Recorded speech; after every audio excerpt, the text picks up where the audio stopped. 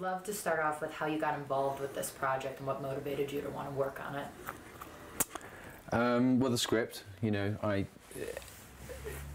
was given the script by a producer at Scott Free, who produced the film, and I fell in love with the character of Doug, actually, Jim Gandolfini's character, and really responded to his struggle. And as a father, I felt that you know, at its core, that script really had a truth and authenticity in terms of the story of parenthood and what that, you know, what it means to lose a child. And I mean, I could never imagine losing a child, but as a father, it was something, I don't know, I felt compelled to investigate, and that's, you know, in this story. So once you read the script, how do you get from the point of knowing, all right, I want to work on this, to actually going into production? That's really, I mean, you know, you probably interview millions of people here who have the same story, and it's very tough, especially with a drama, you know, and these days for independent dramas it is pretty hard. I think we got lucky, you know. Everybody that came onto it really felt something about the script, and they really believed in the human aspect of it. So whether they were technical or financial or, you know, dramatic, the actors, everybody that was involved in it, there was a sort of magical solidarity that really came about, and I think that's the only way it could have been made. And we had an amazing financiers who Argonaut, who I had one meeting and they said, we want to do it, and it was about 3 or 4 year process, but we got it made. I mean, I know some, like Blue Valentine took like 8 years or something, so we had it pretty easy, you know. And how was shooting on location in New Orleans? Wow. Have you been to New Orleans? I have. Yeah, and New Orleans is an amazing city to film in. You know, I think people in New Orleans, you know, if they feel you get New Orleans and you're not just there to walk up and down Bourbon Street, and you actually really, you know, really explore that city, they'll let you in a way, you know, that's, it's so, because they're Southerners, you know, they're very hospitable, and having a film crew that was that welcoming was like being in a family. You know, you felt part of New Orleans making a film, and New Orleans was, to me, was a character in the film. But I sought out with, well, you know, production designer and cameraman and even the actors, you know, you really sought out a more truthful New Orleans, the modern day living and working and you know, maybe a tougher side of it, but real New Orleans, not the French Quarter, and it was amazing. I think it really comes across in the film. I mean, what I found there is what I see on the screen when I watched the film. Yeah. Did you find that the actors you were working with in this film liked to all be directed the same way? No, that's a good question, no. Well, speaking of the 3 main actors, no, James Gandolfini, Kristen Stewart and Melissa Lear all had very different approaches to their job. And James, I guess, is trained as a method actor, really. And, you know, so he was in character, and that, because what this character was going through could be quite difficult at times. But it was, you know, you have to sort of remind yourself that that's his process. So it's not personal, you know, because he gave, you know, I mean, he gave 200%, and was really, I think it must have been quite lonely for him, actually. I think he and Kristen had an amazing chemistry. I mean, I would say to them, you know, remind them constantly, you know, remember Baloo and Mowgli from the Jungle Book. You know, that was kind of the dynamic I was going for. Whereas Kristen is almost as you found her in the. I think Kristen, in a way, though she's not a method actor, she's not even really a trained actress, and she came up through film, whereas Jim came up through theatre in New York. I think Kristen's very instinctive, it's all instinct, but in a funny sort of way, she's a method actor too, without really having, I think, the the academic training. But Kristen and I mean, I've sort of regarded her during the film part of it as kind of like my daughter, like I kind of looked at, I have two daughters myself, and I really, it was that kind of a relationship. I felt very protective, but I also would push her out a little bit, throw her in the deep end, and, and she really trusted, I felt she really trusted me, so that was great. And Melissa Leo, I mean, she's a wonder, that woman. I mean, I don't even know how she really does it. I mean, she came in very, very late. She was hired 3 weeks before shooting, and so didn't have the preparation time that she would normally have. And she's a character, but she comes to it with incredible intelligence, and she's quite spiritual. So I think she brings a lot of that to it.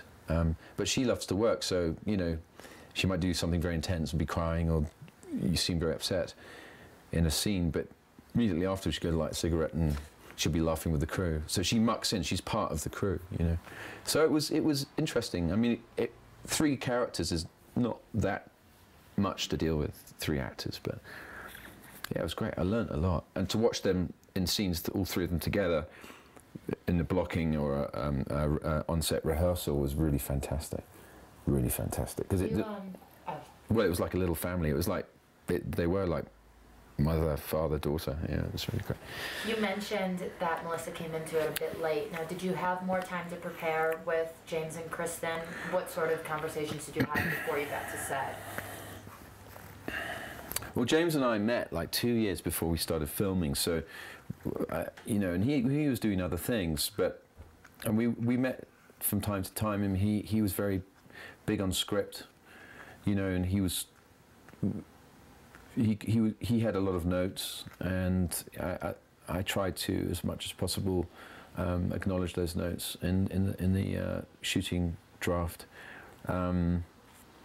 So I think he's very script orientated. Kristen, I think had been filming. The thing she shot before us was Twilight, just before us. So she was really in that world.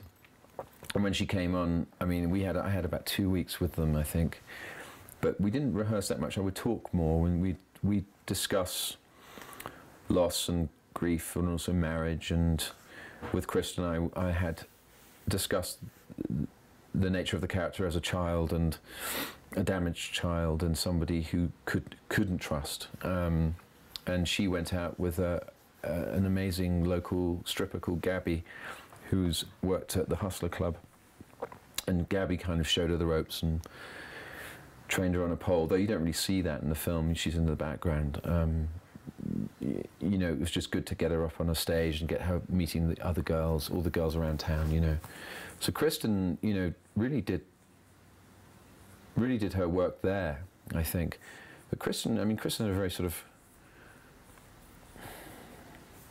She would listen to these stories with the testimonies of these girls, and every story is the same, and it's always sad, And I think she became quite despondent, quite depressed by it, and realised that she had to make up her own version of those stories for her character, but invest it with some sense that she could access that thing buried inside her, which is the capacity to trust.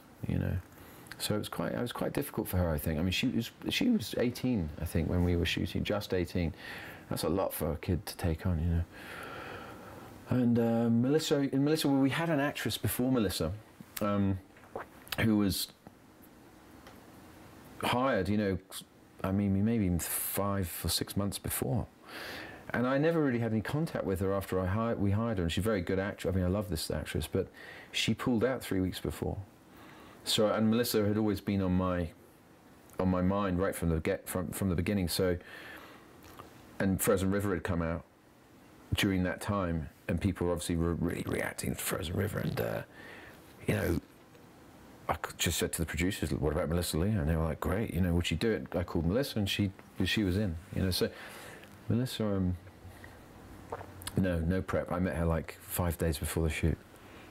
When you read the script initially, do you picture who you would envision playing the roles? Yeah, I pictured Melissa. Actually, I mean, there were a couple of others that I wrote down, but Melissa was definitely one of my. Actually, probably the first. The Loises were the ones I could imagine there were several actresses I thought could play Lois. Doug was difficult, and there was another actor I had met with that I was really kind of committing to. He had some script notes, but Jim wanted the meeting. You know, he loved the character, so I met with Jim. He was just coming off The Sopranos, and I was really nervous of that. What was it like meeting him for the first time? Did you? Well, you know, because you expect you expect like Tony to walk in. I mean, it's stupid, but you do, and he's not. And he was really kind of shy and a bit nervous, I think. And you know, we had a really good chat. You know, had a couple of espressos in New York, and sat there, and I was watching everything. The hand, you know, his gestures, his movement. How open he. I mean, he really impressed me in that meeting, and I hired him. I mean, it took me a minute and a half to realise that he was totally right, you know. And he brought so much to that character, you know. And he was so. I think he was so brave to. He's a big guy, and he was brave to be seen in that way, you know. He's playing a kind of oafish plumber from Indiana, you know, and I think that's quite brave of him. Now, how long did you shoot for? 28 days. Did you find that was enough time as a filmmaker, or were you? No, it was hard, you know. It was hard. That was hard. Did you have to, each day, did you really storyboard out what you were looking to accomplish, or was it?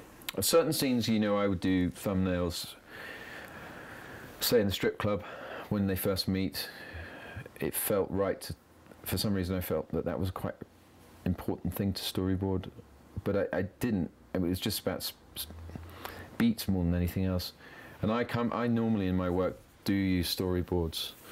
But Jim, in rehearsal time, we discussed this, and I realised that, you know, Jim was really guided me on this. It's like, you really should trust us. And my cameraman Chris Seuss and I really have we've worked together for years. We really know each other, and we share an eye, I think. And I was wanting a quite restrained visual approach, and we could adapt quite easily to what the actors were doing. But at the same time, I didn't want it to be all handheld and twitchy camera, you know, because I see that too much, I think.